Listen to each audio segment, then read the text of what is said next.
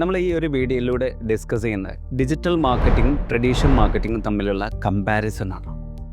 Actually ഈ ഒരു comparison ചെയ്യുന്നതിന് മുന്നേ എന്താണ് ഡിജിറ്റൽ മാർക്കറ്റിംഗ്, എന്താണ് ട്രഡീഷണൽ മാർക്കറ്റിംഗ് എന്നുള്ളത് നമുക്കൊന്ന് നോക്കാം.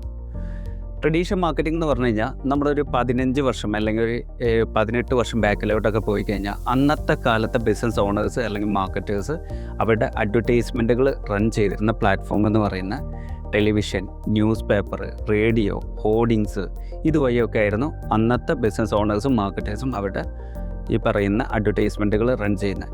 ഇതെല്ലാം ട്രഡീഷണൽ മീഡിയാസുകളാണ്. ഇതിനെയാണ് ആക്ച്വലി ട്രഡീഷണൽ മാർക്കറ്റിംഗ് എന്ന് പറയുന്നത്.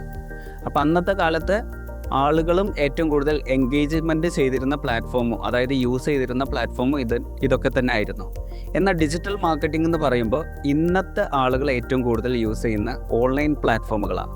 എന്ന് പറഞ്ഞാൽ ഈ പറയുന്ന Facebook, Instagram, YouTube, Google search engines, അതുപോലെ മൊബൈൽ ആപ്സുകൾ, ഇതെല്ലാം ഡിജിറ്റൽ പ്ലാറ്റ്ഫോമാണ്. അപ്പോൾ ഈ ഡിജിറ്റൽ മാർക്കറ്റിംഗ് എന്ന് പറയുന്നത് ഈ ഡിജിറ്റൽ പ്ലാറ്റ്ഫോം ത്രൂ മാർക്കറ്റ് ചെയ്യുന്നതിനാണ് ഡിജിറ്റൽ മാർക്കറ്റിംഗ് എന്ന് പറയുന്നത്. ഇനി ആക്ച്വലി ഇവർ തമ്മിലുള്ള ഒരു കമ്പാരിസൺ എടുത്ത് നോക്കാം. ട്രഡീഷണൽ മാർക്കറ്റിംഗ്, ഡിജിറ്റൽ മാർക്കറ്റിംഗ് തമ്മിലുള്ള കമ്പാരിസൺ. ഫസ്റ്റ് കമ്പാരിസൺ നമുക്കിതിൻ്റെ കോസ്റ്റ് നോക്കാം. ഇപ്പോൾ കോസ്റ്റ് എടുത്ത് നോക്കുമ്പോൾ ഡിജിറ്റൽ മാർക്കറ്റിംഗ് ആണ് കമ്പയർ ടു ട്രഡീഷണൽ മാർക്കറ്റിങ്ങിനേക്കാളും കോസ്റ്റ് കുറവായിട്ട് വരുന്നത്. കാരണം നമുക്കറിയാം, ഈ പറയുന്ന ന്യൂസ് പേപ്പറിലൊക്കെ നമുക്കൊരു ആഡ്സ് ക്രിയേറ്റ് ചെയ്യണമെന്നുണ്ടെങ്കിൽ, ഒരു ആഡ്സ് കൊടുക്കണമെന്നുണ്ടെങ്കിൽ അതിനകത്ത് മിനിമം 25,000 മുതൽ അല്ലെങ്കിൽ 50,000 മുതൽ 5 lakh 10 lakh ബേസ്ഡ് ആയിട്ട് വരുന്നുണ്ട്. അത് ലൊക്കേഷനൊക്കെ പ്രിഫർ ചെയ്തിട്ടാണ് വരുന്നത്. പക്ഷേ നമുക്കൊരു ഡിജിറ്റൽ പ്ലാറ്റ്ഫോം ആയിട്ടുള്ള സോഷ്യൽ മീഡിയയിലോ അല്ലെങ്കിൽ ഗൂഗിൾ ആഡ്സിനകത്തൊക്കെയാണ് നമുക്കൊരു ആഡ് സ്റ്റാർട്ട് ചെയ്യുന്നുണ്ടെങ്കിൽ മിനിമം ഒരു 80 റുപ്പീസ് അല്ലെങ്കിൽ 80 രൂപ മുതൽ ഒരു 100 രൂപ മുതലൊക്കെ നമുക്ക് ആഡ്സുകൾ സ്റ്റാർട്ട് ചെയ്യാൻ പറ്റുന്നുള്ളതാണ്.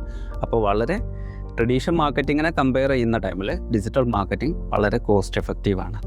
നെക്സ്റ്റ് വരുന്നത്, ഇനി ഇതിൻ്റെ ഓഡിയൻസിനെ എടുത്ത് നോക്കുക എന്നുണ്ടെങ്കിൽ ഇന്ന് ഏറ്റവും കൂടുതൽ ആളുകൾ എൻഗേജ്മെൻറ്റ് ചെയ്യുന്ന പ്ലാറ്റ്ഫോം എന്ന് പറയുന്നത് ഈ പറയുന്ന ഡിജിറ്റൽ മാർക്കറ്റിംഗ് ആണ്. നമ്മൾ തന്നെ ഫോർ എക്സാമ്പിൾ നമ്മളെ തന്നെ എക്സാമ്പിളായിട്ട് എടുത്താൽ മതി. നമ്മുടെയൊക്കെ ഡെയിലി ലൈഫിനകത്ത് നമ്മൾ ഈ ന്യൂസ് പേപ്പറോ ഈ പറയുന്ന റേഡിയോ, ടെലിവിഷനൊന്നും നമ്മൾ യൂസ് ചെയ്യാറില്ല. നമ്മൾ രാവിലെ എണീക്കുന്ന മുതൽ നൈറ്റ് ഉറങ്ങുന്നത് വരെ നമ്മൾ യൂസ് ചെയ്യുന്ന ഈ പറയുന്ന ഡിജിറ്റൽ പ്ലാറ്റ്ഫോമുകളാണ്. അപ്പോൾ ഇന്ന് ഏറ്റവും കൂടുതൽ എൻഗേജ്മെൻറ്റ് വരുന്ന പ്ലാറ്റ്ഫോം എന്ന് പറയുന്ന, അതായത് ഓഡിയൻസ് ഏറ്റവും കൂടുതൽ അതിനകത്ത് ലൈവായിട്ട് നിൽക്കുന്ന ഈ പറയുന്ന ഡിജിറ്റൽ പ്ലാറ്റ്ഫോമാണ്. ട്രഡീഷണൽ മീഡിയക്കകത്ത് ഓഡിയൻസ് വളരെ കുറവ് ഓഡിയൻസ് മാത്രമാണ് വരുന്നത്. നെക്സ്റ്റ് സെക്ഷൻസ് എന്ന് പറയുന്നത് നമ്മുടെ ടാർഗറ്റ് ഓഡിയൻസ് ആണ്. നമ്മുടെ കസ്റ്റമേഴ്സ് ആയിട്ടുള്ള ആളുകളിലേക്ക് എങ്ങനെ ടാർഗറ്റ് ചെയ്യണം എന്നുള്ളതിന് ബേസ് ചെയ്തിട്ട് നമുക്ക് കമ്പാരിസൺ ചെക്ക് ചെയ്യാം. ഇപ്പോൾ ഡിജിറ്റൽ മാർക്കറ്റിങ്ങിലാണെന്നുണ്ടെങ്കിൽ നമുക്ക് ഒരു കറക്റ്റ് ലൊക്കേഷന് ടാർഗറ്റ് ചെയ്യാം, അതിനകത്ത് വരുന്ന ജെൻഡർ ടാർഗറ്റ് ചെയ്യാം, ഏജ് ടാർഗറ്റ് ചെയ്യാം, അവരുടെ ഇൻട്രസ്റ്റ് ടാർഗറ്റ് ചെയ്യാം. അങ്ങനെ സ്പെസിഫിക് ആയിട്ട് നമ്മുടെ റൈറ്റ് ഓഡിയൻസിലേക്ക് മാത്രം നമുക്ക് അവരെ സെലക്ട് ചെയ്ത് അവരിലോട്ട് മാത്രം അഡ്വർടൈസ്മെൻറ്റ് റൺ ചെയ്യാനുള്ള പോസിബിലിറ്റി ഉണ്ട്. നേരെ മറിച്ച് നമുക്ക് ട്രഡീഷണൽ മാർക്കറ്റിംഗ് ആണെന്നുണ്ടെങ്കിൽ നമുക്കൊരിക്കലും ഇത്രയും ഡീറ്റെയിൽ ആയിട്ട് ടാർഗറ്റ് ചെയ്യാനുള്ള ഒരു ഓപ്ഷൻസും ഇല്ല. നമുക്ക് ഏതെങ്കിലും ഒരു ലൊക്കേഷനിലോട്ട് നമുക്ക് ന്യൂസ് പേപ്പർ ഹോർഡിങ്സ് ഒക്കെ ആണെന്നുണ്ടെങ്കിൽ അത് മാത്രം കൊടുക്കുക എന്നല്ലാതെ നമുക്ക് സ്പെസിഫിക്കലായിട്ട് ജെൻഡറോ അല്ലെങ്കിൽ ഏജോ അങ്ങനത്തെ ഏരിയകളിലൊന്നും നമുക്ക് ഡീറ്റെയിൽ ആയിട്ട് ഒരിക്കലും ടാർഗറ്റ് ചെയ്യാൻ പറ്റില്ല. അതൊരു മാസമായിട്ട് മാത്രമേ നമുക്ക് മാർക്കറ്റിംഗ് ചെയ്യാൻ പറ്റുള്ളൂ. അപ്പോൾ ഇതിനകത്ത് ഇത് കമ്പയർ ചെയ്യുന്ന ടൈമിൽ ഡിജിറ്റൽ മാർക്കറ്റിംഗ് ആണ് കുറച്ചുകൂടെ ബെസ്റ്റായിട്ട് വരുന്നത്. നെക്സ്റ്റ് വരുന്നത് നമുക്കിതിൻ്റെ റിപ്പോർട്ടിംഗ് ആണ്.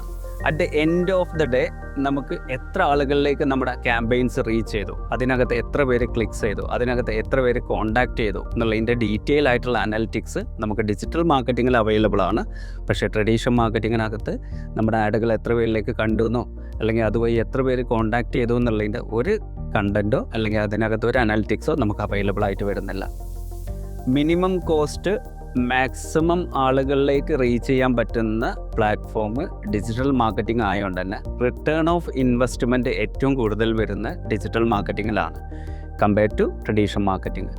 ഇന്നത്തെ ബിസിനസ് ഇൻഡസ്ട്രിക്കകത്ത് വരുന്ന മാർക്കറ്റിംഗ് സ്പെൻഡ് എടുത്ത് നോക്കുകയെന്നുണ്ടെങ്കിൽ ട്രഡീഷണൽ മാർക്കറ്റിംഗ് വളരെ ലോയിലാണ് സ്പെൻഡിങ് വരുന്നത്, വളരെ കുറഞ്ഞുകൊണ്ടിരിക്കുകയാണ്. ഡിജിറ്റൽ മാർക്കറ്റിങ്ങിൻ്റെ സ്പെൻഡിങ് വളരെ കൂടിക്കൊണ്ടിരിക്കുകയാണ് ചെയ്യുന്നത്. ഇൻ 2026 ആക്ച്വലി പറയുന്ന ഇന്ത്യയിൽ ഡിജിറ്റൽ മാർക്കറ്റിങ്ങിൻ്റെ സ്പെൻഡിങ് റേറ്റ് നോക്കുകയെന്നുണ്ടെങ്കിൽ 1 ബില്യൺ ക്രോസ് ചെയ്തിട്ടുണ്ട് എന്നുള്ളതാണ്. അപ്പോൾ ഡിജിറ്റൽ മാർക്കറ്റിംഗ് ആണോ ട്രഡീഷണൽ മാർക്കറ്റിംഗ് ആണോ നല്ലതെന്ന് ചോദിച്ചു കഴിഞ്ഞാൽ ഇന്നത്തെ കാലത്ത് ബിസിനസ്സിന് ഏറ്റവും സ്യൂട്ടബിൾ ആയിട്ട് വരുന്നത് ഡിജിറ്റൽ മാർക്കറ്റിംഗ് ആണ്. പക്ഷേ ഒരിക്കലും traditional marketing completely shut down ആണെന്ന് പറയുന്നില്ല. നമ്മളൊരു മാസ് ബ്രാൻഡിംഗ് ആണ് പ്ലാൻ ചെയ്യുന്നുണ്ടെങ്കിൽ ട്രഡീഷണൽ മാർക്കറ്റിംഗും നമ്മളെ ഹെൽപ്പ് ചെയ്യുന്നുണ്ട് എന്നുള്ളതാണ്.